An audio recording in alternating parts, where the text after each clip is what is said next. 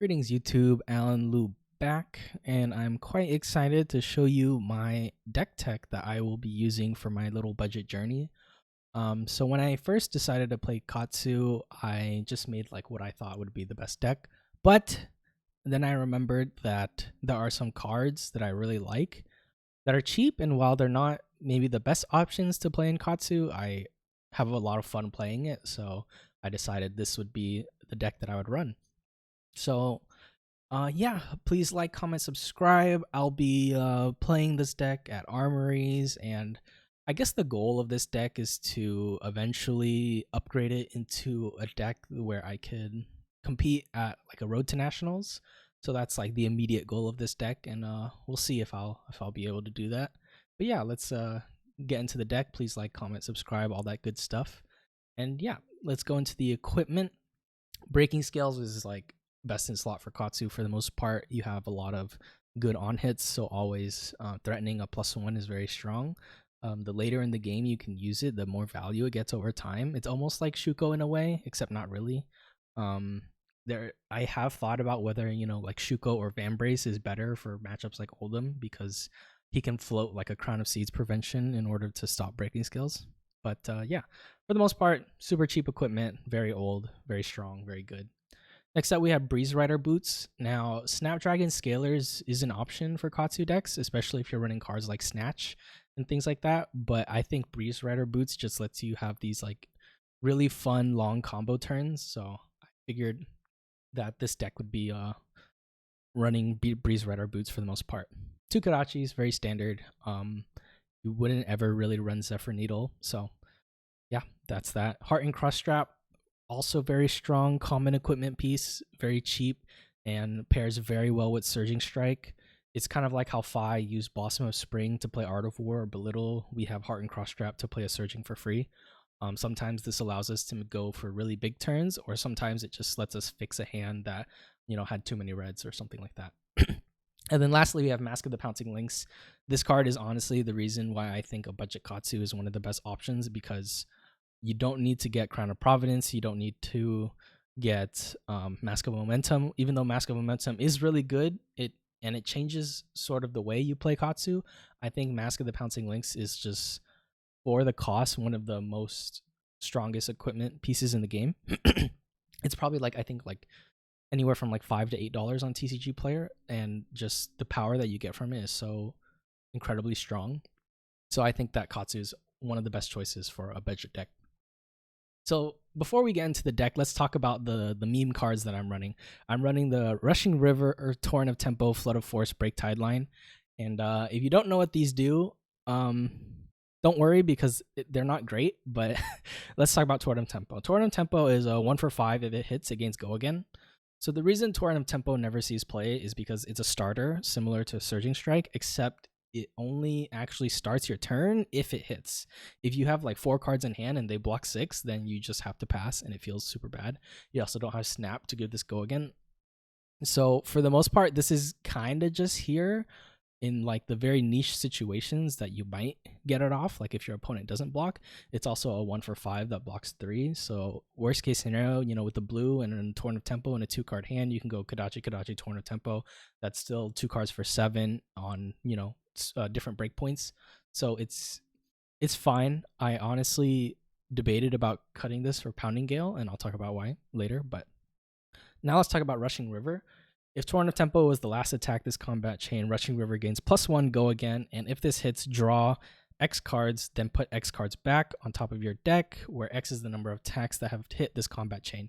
So this is basically like, it's not like Opt because you can't put it on the bottom of your deck, but it's almost like Opt because you get to look at the top few cards of your deck, put them into your hand, and then put them back on top.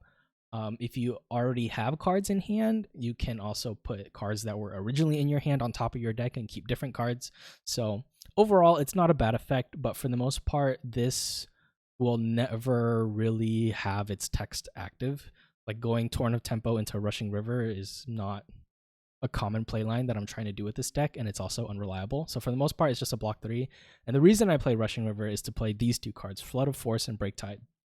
So Flood of Force came out back in Crucible. If Rushing River or Flood of Force was the last attack this combat chain. Reveal the top card of your deck. If it's a card with combo, put it into your hand, and then Flood of Force gains +3 and go again. So the reason I played this deck is because I really like the Flood of Force and Break Tide line. I think even though it's not, I don't think it's the best line to run. I don't even think that in a budget deck it's the best cards to run, but I really like the cards. I like the art. I like what you can do with it. It's really fun, so I decided to go with it.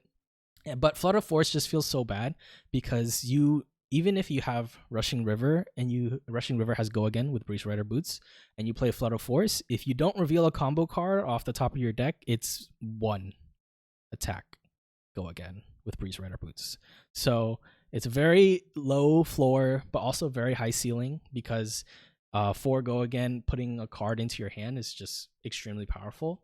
And to make up for this card, I basically just slammed a ton of combo cards into this deck.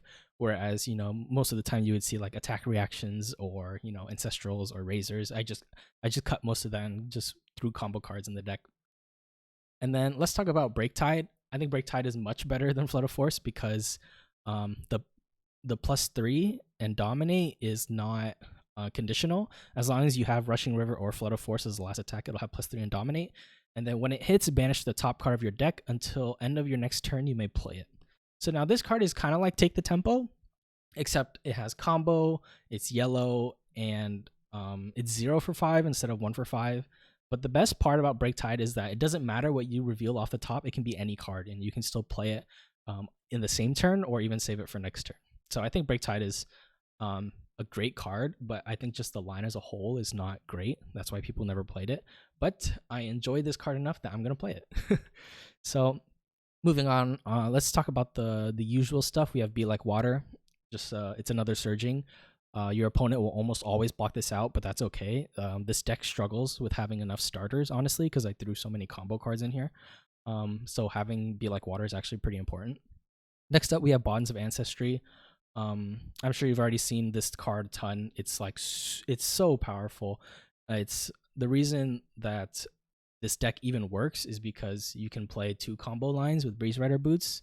The goal of this deck is to go Surging, Whelming, Bonds into Rushing River, Flood of Force, Break Tide. And Bonds lets you do that because it basically nets you a free card as long as it's in your graveyard.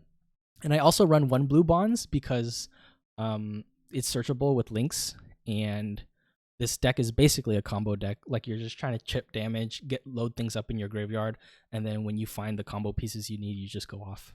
Descendant Gustwave is just another Whelming Gustwave, 0 for 5. If you have the Surging line, it's just good. And eventually this deck wants to run Dishonor. The deck currently doesn't run Dishonor because, 1, the card's not out. I mean, technically these cards aren't out yet, but Dishonor is a Majestic, so I don't want to rely on people just ordering 3 Majestics off TCG Player to get the deck functional. I think that, the cards like Be Like Water, Bonds, Descending Gustwave, Spinning Wheel Kick, these are mostly commons and rares. So if you're going to pre-releases, you can probably ask around, trade a few cards, and I think it would be good. Fluster Fist is probably the newest addition to every Katsu deck, just because it is a 0 for 4 combo card, and it's also a 0 for 2 block 3. And the combo card's important because you can find it with Bonds, and it's just another extender. So I think most Katsu decks are going to end up running Fluster Fist. Whether or not you run all 3 reds is a different question, but Fluster Fist is probably going to see a lot of play. 100 Winds. Once again, I don't actually think 100 Winds makes it into like the best Katsu deck. I think Winds of Eternity is also, a fine play, but this deck currently doesn't run Winds of Eternity because it's still a budget deck. But this is mainly because it has combo. If you reveal it off Flood of Force and add it to your hand, it's a good line. And then we have, excuse me, 7 Rushing Rivers. So the blues, I definitely want to run. They're only 1 attack, which is a little unfortunate, but that's okay because if I have a blue engrave, I can search the red one with Bonds if I need to or something like that. The yellow is also searchable through links. I am questioning about how many reds to run. I think 3 might be a little overkill, but we'll see. Depends what other cards I want to add into this deck. Next up, we have Spinning Wheel Kick. Spinning Wheel Kick is just another starter. It's 1 for 4 Go Again. It's basically leg tap, except it has combo and it's text. So once again, it synergizes with Flood of Force and with Katsu. I'm sure that or I'm not sure, but I think the Cyclone Roundhouse might be a nice little tech card in the future to run against like Oldhams or something. Like if they ever block with Rampart and you can threaten a spinning wheel kick into Cyclone Roundhouse, it's very detrimental for them. So yeah, 1 for 4, go again. Nothing too crazy. It has the combo text, which is the most important part. We have 6 Surging Strikes. This is just your bread and butter. Every time you start your turn with this, you pressure your opponent a lot, because if they don't block this, then you can tutor out Whelming, and then if they do block this and you already have Whelming, then they're extremely punished. So Surging Strike is just the best card in the deck. And then, Heart and Cross Strap Surging Strike's a great play. Torrent and Tempo I already talked about a little bit, but as I talked about before, I thought about replacing this with Pounding Gale, just because for the most part I'm never actually playing this as a starter. It's kind of just like a turn ender or something like that. But because it doesn't have the combo text that Flood of Force wants, I'm considering putting Pounding Gale instead of Torrent of Tempo, but I think Torrent of Tempo is fine. I run 8 Whelming Gust Wave. Card is just crazy. You go surging into Whelming and you just pressure your opponent a ton. Nothing too crazy there. I talked about Break Tide and Flood of Force. I'm only running 2 because you want to find this card, you only want to really tutor for this card. You never want to actually find it in your hand, because if you don't have the combo, then it basically does nothing. But 2 is okay, because even if you find one early, you can still block with it, and then if you load it in your grave, it becomes another searchable target with Bonds of Ancestry. So then Mugenshi release another 2 of. This is just like another line that you can go if you don't have your wet line, as I like to call it. Whelming into Mugenshi does threaten a good amount of damage if you can find 3 Lord of Winds, and depending on how many Surgings and Whelmings and stuff are in your deck, you can either go for a really tall Lord of Wind, or you can use Breeze Rider Boots to swing with each Lord of Wind, doing 2 damage each. And then for the blues, honestly, I just took anything that block 3, costs 0, and has combo. Combo important mainly because, of course, Flood of Force. But for example, this should be Dishonor, or like this should be Winds of Eternity. Like there are better 3-block blues that you can run, especially if you have more money and you want to go with that. But since this is like a budget list, I wanted to go for like the baseline. It's not you obviously you lose like a few percentage points when you run, not the ideal card here, but it's so minimal that for a budget deck that's just going to Armory, I think it's fine. If you're, playing at the PT or the Calling, you're not going to run this deck, and you're going to run like, Winds of Eternity or Find Center or Soul Beat Strike or things like that. So, and then lastly, we have Lord of Wind, another very cheap specialization. I think I picked these up when they were like a little over $1. They might go up if Katsu becomes really popular, but yeah, I just think this card is one of the best, blue block 3s to attack, has the combo text that's relevant for Mugenshi release and things like that.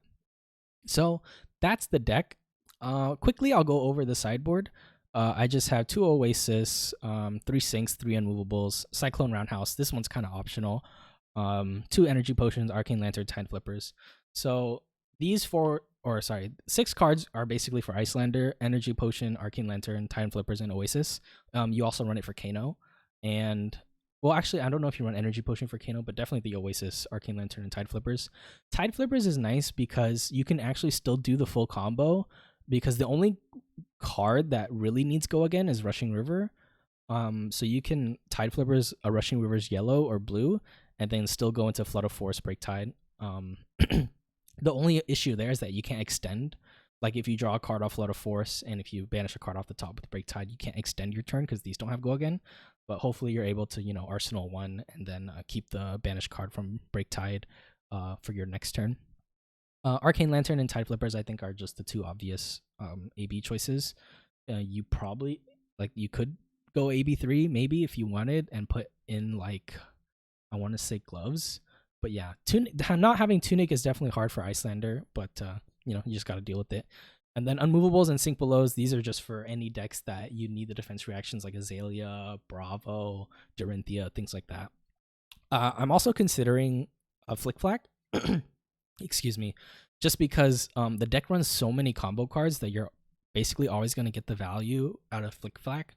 So I'm debating whether it's better than Sink Below. Sink Below is obviously really good, and it's a better defense reaction against matchups that go tall. Like Flick Flack's not going to be great versus Azalea, but if you're playing versus like Lexi or something, Flick Flack might be better.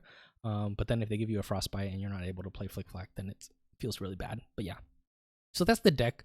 And I made a quick little picture on how to do the combo.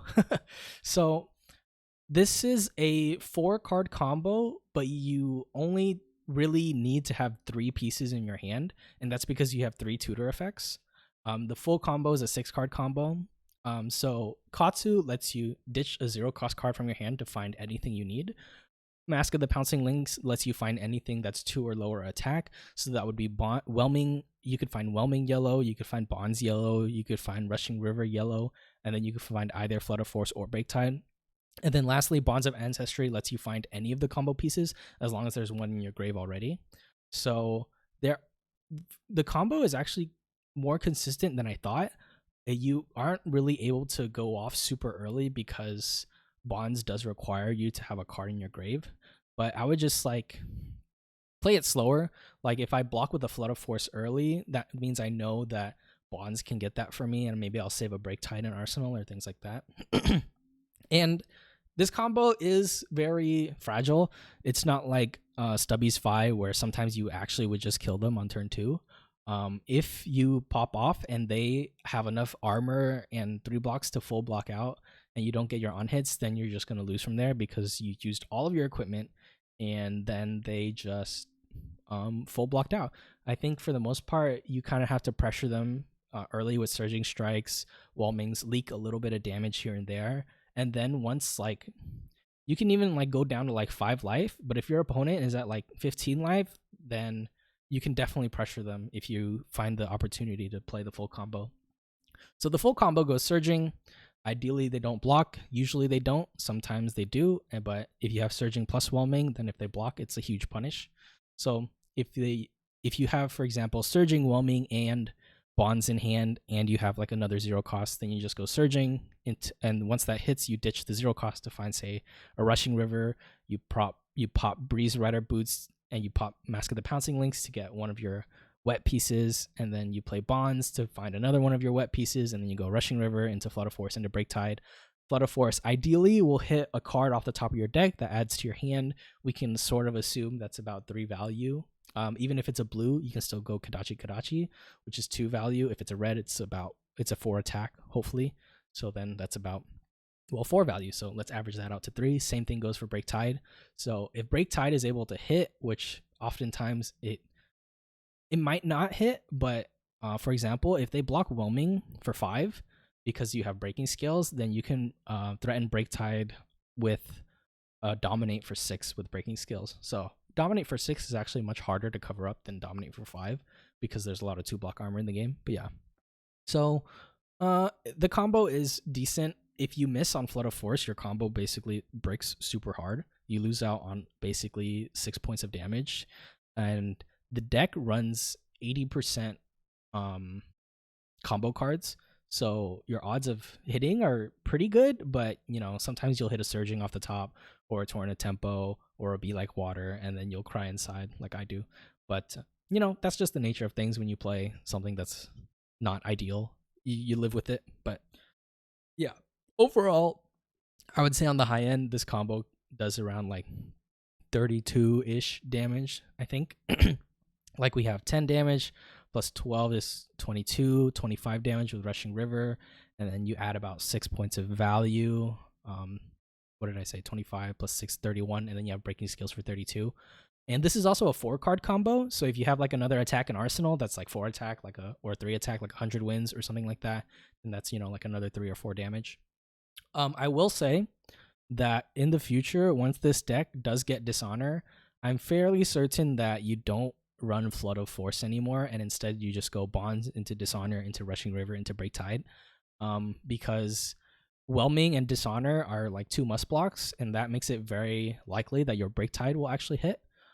So that just makes the combo more consistent, and it's not as fun as running the full wet line like I want to do, but it's probably better to just run Dishonor right after Bonds for 4, and then you go into Rushing River, into Break Tide, and then you can drop Flood of Force because it's like a pretty bad card, but it's really fun when it hits. But yeah, so that's the deck.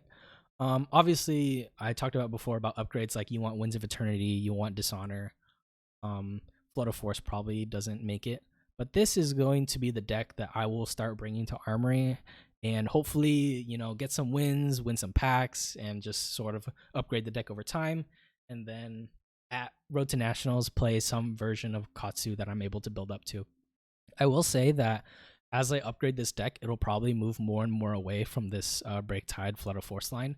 But I wanted to just start out with these cards because they're some of my favorite cards in the game. Like ever since they came out, they've been my favorite cards. I've tried to make them work many times and failed miserably. But I think this deck actually has like a fighting chance to win games, so that makes me excited. I also have like a regular budget deck that doesn't run the the wet line. It basically just runs like Razor, even bigger than that, Snatch, Take the Tempo. Once again, these are just budget blues that you can run. Same sideboard, but I will also link this in the description. Snatch is obviously a good card, good turn ender. Take the Tempo is way more consistent than Break Tide. And even bigger than that, I will say, is decent in this deck. You don't have E-Strike, which is kind of an issue. And also, since you're playing Links, you're not actually pressuring that much with Kodachis.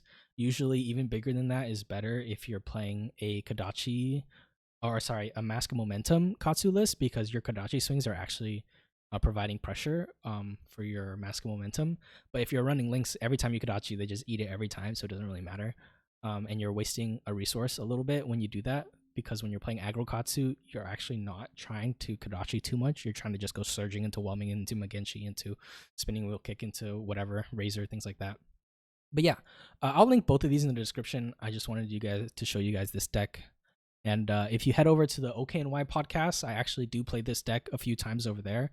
I make a ton of mistakes in those games. I'm still learning the deck, even though I made it. And then Oliver obviously is also learning how to play against it. He makes some blocking mistakes and things like that.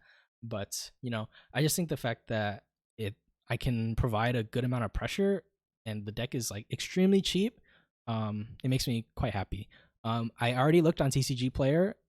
This entire deck, minus the new cards, of course, with their lowest, if you optimize the cart, you'll get some white border cards. If you're okay with that, the deck should come out to around $40 before tax, but that's with shipping. And the same thing goes for this budget Katsu list. The Break Tide and the Flood of Force are majestic, so they do up the price a little bit.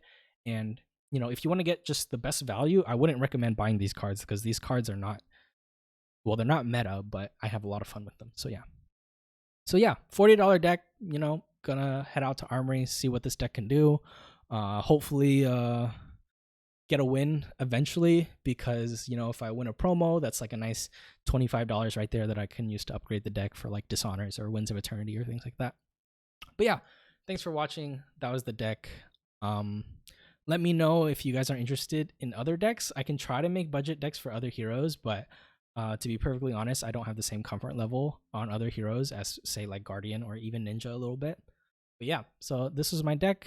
Look forward to my future videos of me playing this deck at Armory. And yeah, thanks for watching.